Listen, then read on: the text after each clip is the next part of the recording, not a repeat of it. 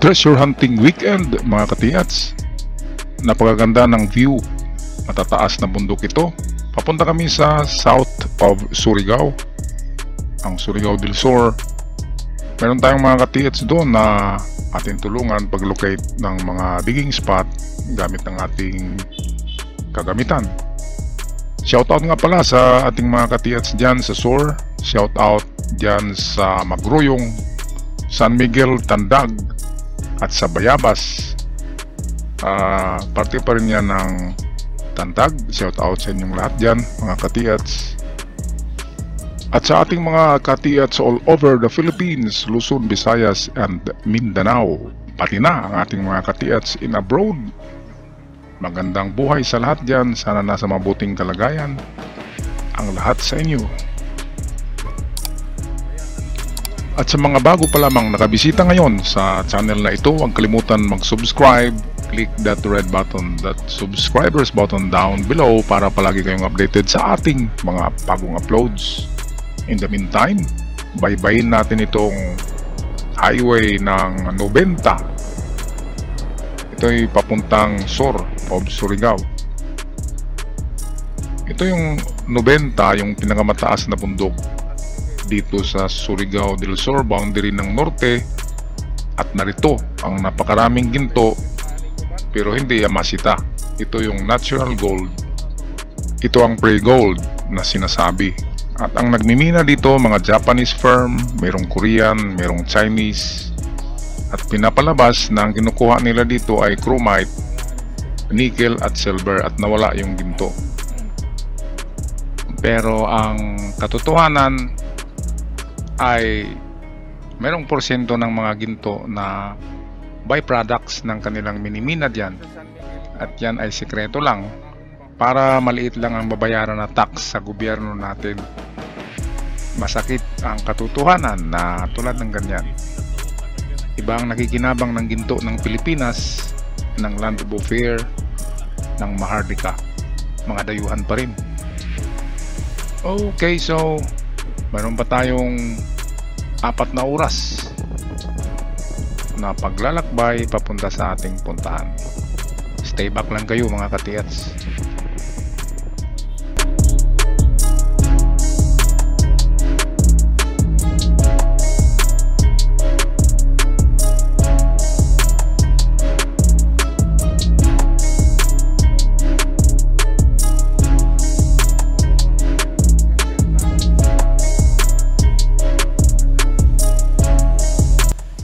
At tingnan nyo itong perwisyo ng mina. Sa daan pa lamang ay putik na. Yung putik galing yan doon sa itaas ng bundok kung saan sila nagbubulldoze, nagbabackhoe. Wala na kasing nagpipilter ng baha.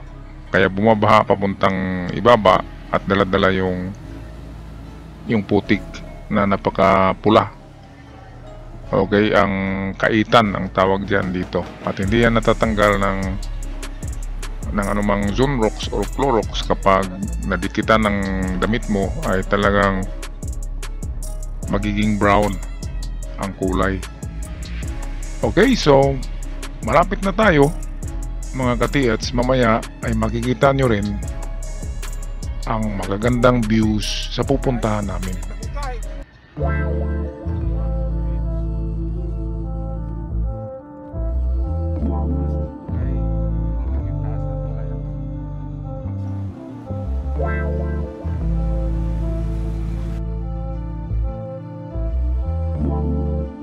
At finally ay narito na kami mga katiyats. Ayan, nakikita nyo ba yan? Kahit saan ako pumupunta ay may hinahanda talaga ang ating mga katiyats. Of course naman, malayo ang ating pinanggalingan. Napansin ko sa lamesa nakasulat yung ating channel, Surigao Sun. Kaya love it. Sarap ng handa oh. Merong banagan, bisayang manok, merong kamuting kahoy, kamute, merong bisayang itlog. Ito yung banagan, no? Mahal yan. Salamat nga pala sa ating mga katiyats dyan na naganda niyan. Shout out sa mga taga Bayabas at sa ating mga katiyats dyan.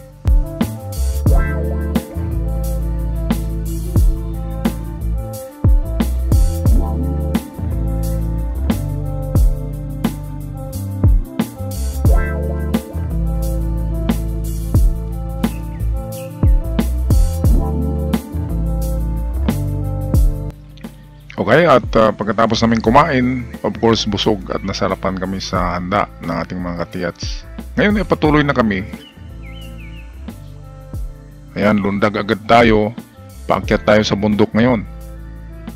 Meron tayong nadaanan nito, parang trail marker, paakyat. Meron tayong i-detect at i-scan sa itaas nitong bundok. Ito yung Old Iba Tree, kung saan nagukay sila katiyat sa Old Iba. At yan ang ating i-confirm. At pagkatapos nito ay punta naman tayo sa isang waterfalls na kanilang din hinuhukay at tulungan natin sila na makapag-locate ng digging spot na sana ay swerte. Okay, ang history ng lugar maganda rin dahil diyan nga nagkukuta rin ng mga Hapon. At hindi lang yan, ay meron daw nakakuha dito ng gintong barya, mga gintong barya, marami-rami rin. At meron din nakakuha sa itaas pa, doon sa waterfalls, bandang itaas ng box, giveaway treasure, maliit na box na merong laman ng mga ginto. Yan yung waterfalls. At mamaya pagkatapos nitong ating detection dito sa Old Iba Tree ay papunta tayo diyan. Abangan yung mga katiyats, magandang lugar na yan.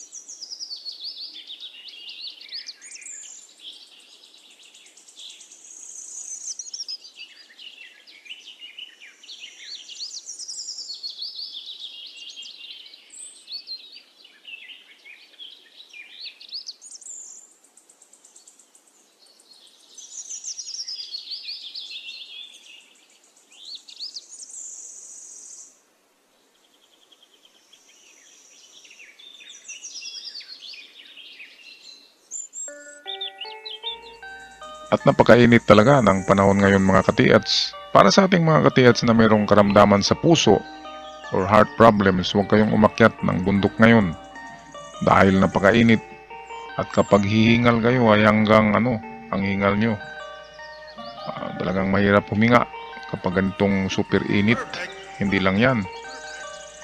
Meron pang ibang mga makukuhang sakit dyan sa sobrang init na yan. Ako nga dito, dahan-dahan na lang ako, baka ma-dehydrate tayo. Kasi yung dalang tubig natin ay kunti lang.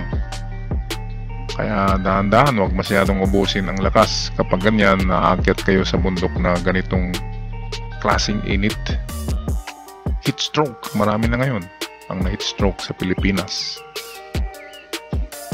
Climate change daw. Nakakalbo ang bundok, isa sa mga dahilan ng ganyan. Hindi lang yan, mga pabrika ng inchik sa China. Ang China ang pinakamalakas mag-emit, magpalabas ng mga black smoke o itong carbon monoxide. Kaya sila dapat ang pananagutin kung bakit umiinit ang mundo dahil sa pabrika ng mga inchik. Sila kasi ang gumagawa ng halos lahat ng bagay sa mundo. Meron ngang famous na kasabihan ngayon na God created the world and everything else are made from China. So halos lahat ng bagay ginawa ng China ngayon. Kaya nga ang daming-daming basura, at kung tingnan nyo ang mga basura na yan, example mga plastic, made in China lahat. Kaya everything else made from China, but God created the world and the humanity. Okay, so narito na kami sa Old Iba. Century ito, mga katiyat, sabi nila. Century Iba Tree. Hanapin kagad natin ang bearing nito. Karamihan ng treasure sa mga kahoy facing east. Ang iba ay northeast. Yung dalawang yan, northeast saka east ang mga bearing. Kaya kung hindi kayo tatama sa east, northeast, mga distansya kung mano-mano lang, walang gagamitan, 5 to 7 meters. Yan ang mga pangkaraniwang distansya ng treasure na gamit ang tree marker or old century tree. Ito yung kanilang test dig. 3 meters yun na test dig, malalim at maganda ang size ng hukay. Ayan, so going east sila. Ngayon, ang problema kasi kapag gumamit tayo ng ating mga manual ay talagang mag-detect yan. Kahit mga locators, kahit anong mahal na locators, nagde-detect pa rin yan. Kaya nga, kailangan natin ng pang-final ang ating mga scanners. At ito, umpisaan natin pag-detect gamit ang pendulum ng Pendulum Man. At ayan, kung nakikita nyo, nagde-detect dyan sa hukay. Kaya pwedeng may laman ng hukay sa ilalim nito, o pwedeng minerals lamang, magnetic rocks or mineralized rocks tulad ng dati. Ganon pa rin ang ating tinatawag na mga decoys. Some decoys are natural, yung nandyan lang talaga sa lupa. Ang iba ay nilagay ng mga Hapon na pasadya para maligaw ang mga treasure hunters.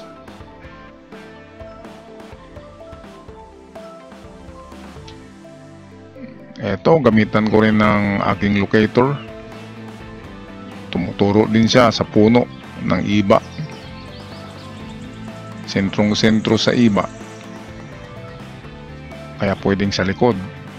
Pero mamaya ang mag-finalize nito ay ang ating Proton LB16. Ito yung magsasabi ng laman ng kung ano ang meron dyan. Kung precious metals ba, ginto ba, o bato lamang na nag-detect. Invisible Man, ayan, tumulong na rin sa kanyang dowsing rod at nag-detect din sa likod, pero hindi pa rin yan sure. Pero at least meron tayong nasagap or nalaman na ang likod niyan ay merong detection, pero hindi pa yan sigurado kung ginto o mga mineralized rock lamang. Kaya ngayon atin na ito umpisahan sa pag-detect using our Proton LB16. Ayan, assemble muna tayo.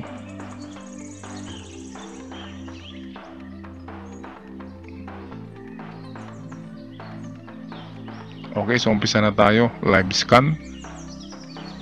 Live scan muna tayo, and then mamaya pinpoint